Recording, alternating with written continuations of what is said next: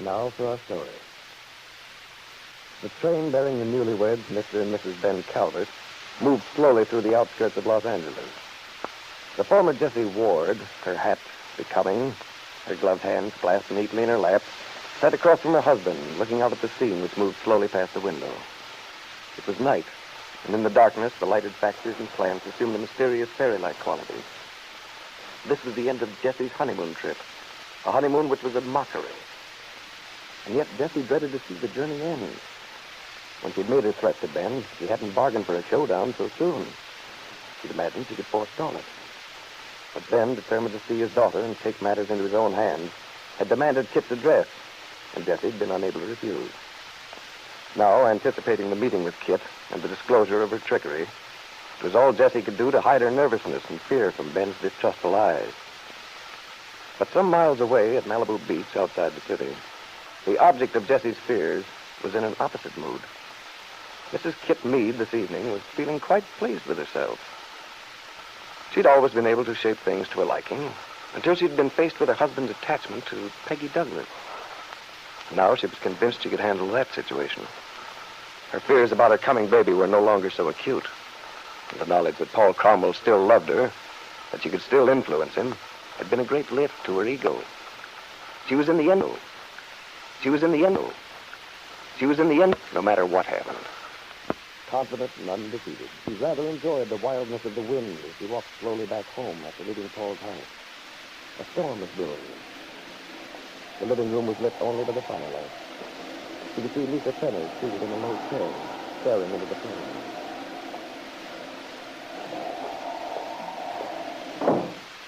Oh, hello there, Lisa. Oh, Lord, what a night this is going to be. The weather doesn't seem to have dampened your spirits. Oh, I find this sort of night quite stimulating. Yes, I suppose you do. The unleashed fury of nature. All that sort of thing. Personally, I find the unleashed fury of nature rather disturbing. Did you have a nice time tonight, Kitt? Did anything exciting or interesting happen? Well, let's see. Paul and I sat through a double feature. That's not necessarily exciting. Simply requires endurance. I suppose you stopped off for something to eat. Oh, no. No, we went back to Paul's house and talked for about an hour. How is Paul, by the way? Oh, fine. He asked about you. Did he? And what did you tell him, Kitt? Look, what's the matter with you, Lisa? I seem to detect a chill in the atmosphere, and I don't quite get what it's about. You have no idea? No, of course not. All I know is that you were feeling very cheerful and agreeable when I left this evening. Well, I might as well tell you, Kitt.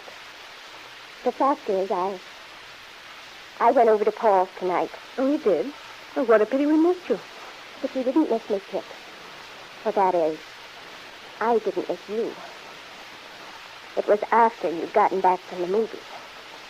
Oh. Well, for heaven's sake, why didn't you come in? I couldn't. Oh, why not? I saw something. You saw something? Yes. Well, you know what I'm talking about, Kitt? No, I can't say that I do. I remember everything that happened between me and Paul quite well, and I don't doubt that you do, Kitt. And as I was going to say, I hardly see... what is this, anyway? The third degree? No, Kitt. Just a few questions I think I have a right to ask. Well, ask them then. I wish you'd stop hedging. All right. Kitt, exactly what did go on between you and Paul tonight? Oh, Lisa, are you upset because you didn't come straight back here?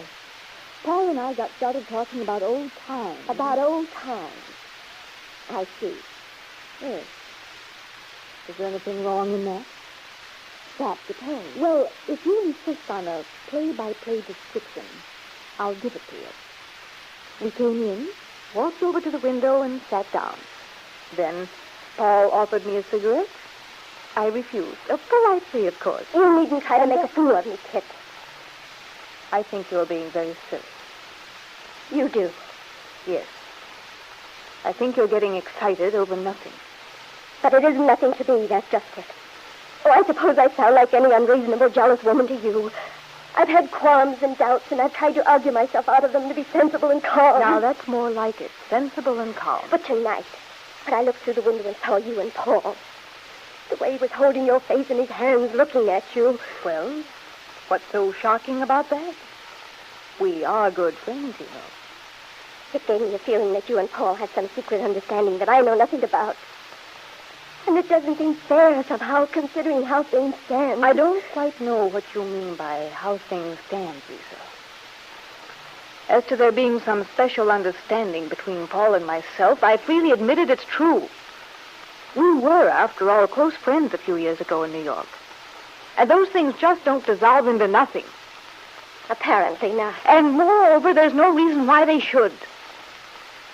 If you think you and Paul have reached an agreement, well and good. But what happened in Paul's past is another story. But sometimes the past affects the present. Look, Lisa, why talk to me? Why not talk to Paul if you're dissatisfied with the way things are? Because you're the one. Aren't you assuming a great deal? Besides, why can't you be content to rest on your laurels? After all, every woman can't be the first and only love in a man's life. I'm aware of that, Kitt. But Paul and I were getting along so well. And then it seemed as if everything changed. And you think I'm the witch who's spoiling your fairy tale romance? Heaven knows I've stayed out of the way as much as I could. But it's too bad I can't control Paul's feelings for you. Frankly, Lisa, I'm rather shocked. I should think you'd have more pride. I'm past caring about pride, Kitt. When you're really in love with someone like I am, pride becomes unimportant and you see things more clearly. I even begin to understand you a lot better. Indeed. And just what does your feminine intuition tell you about me? Well, when I first saw you, I thought you were one of the most honest people I'd ever met. I trusted you, told you about myself. You seemed so frank and open. But now I'm beginning to wonder. Are you? On what basis? Well, you never mention your husband. You don't seem to care about the baby you're going to have. It could be that I'm not interested in bearing my soul. No, Lisa. What bothers you is just that I'm more realistic about things than you are. But I think it's wiser not to get into a discussion of character. You see, there may be a few flaws in your own. I admit you're in a bad spot. But to use the fact that your husband deserted you in order to play on a man's sympathy... Oh, but that's not true. I love Paul. That's why I came down here. And now everything's all mixed up. Oh, you're just upset and nervous. If you'd only let things take their natural course. After all, you'll have the baby. With the baby. Without Paul, I mean, the reason I'm so happy about the baby is because of Paul. And with his money, he could do so much for the baby. Believe me, Lisa, I have no desire to cut in on your relationship with Paul. I think I know what you want. And I'm doing my very best to help you get it, whether you believe me or not. I don't want your help, Kitt. I don't want anything from you. And I'm not going to continue living here in your house. Don't be a fool, Lisa. Of course you'll stay here. Because there's nothing else you can do.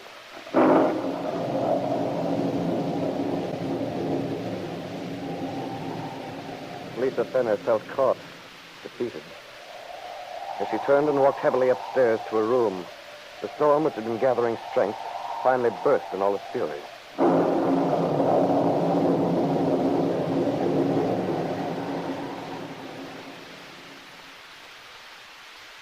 Kitt sat before the fireplace. She knew Lisa wouldn't leave. She had to protect her child. And Lisa's staying was Kitt's protection, too. She saw that now. Yes, tonight she had learned something from Lisa that would give her an out in case things went wrong for her. Kitt Meade was prepared for any eventuality, except the one which is actually to occur. The doorbell rings, and outside, waiting in the rain, Ben Calvert stands with his wife, the former Jessie Ward.